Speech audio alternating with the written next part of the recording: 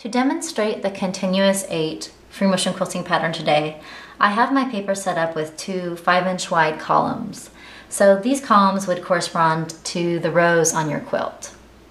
Before I started quilting, I would roll up each side of my quilt, and so that I had just one column at a time exposed.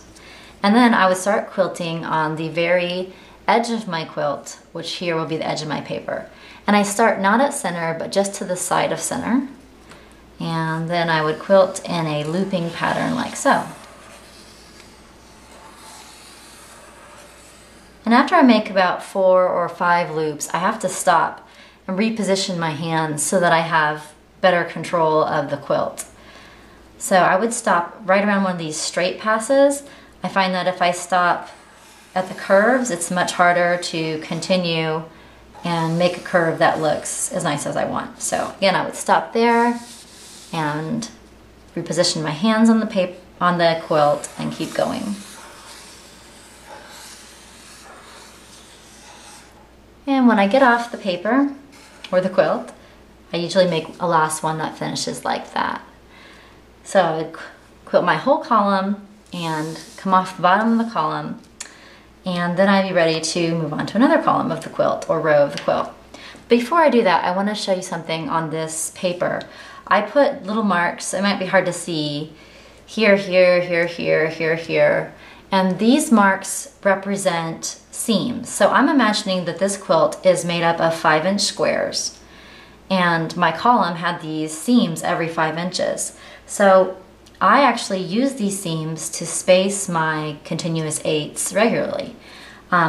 If you have a quilt with row that you're doing continuous 8s on, hopefully you have some regular seams, maybe 5 inches, 6 inches, 8 inches, 10 inches. Wherever they are, before you make your first quilting row, you can use your finger and go and see when your loops should hit those seams. So I did that before drawing on this paper and noticed that I would hit these marker points at every other loop along this side. And when I was drawing just now, I was making sure to do that. So that helps my loops come out really even. Here I'm going to now quilt the next row. Before doing that, I would roll up the quilt again and shift it so that just this row is exposed. Sometimes a little bit of the side rows are exposed as well if I have room.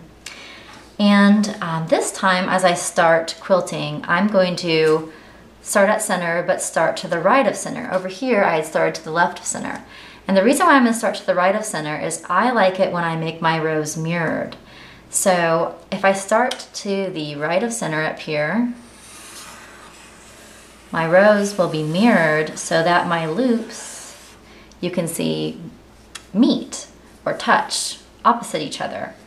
And that means as I'm going along, I'm able to use 2 visual markers to see that I am spacing my loops out regularly. I'm able to look both at the seam points that I already planned for, as well as just going opposite loops.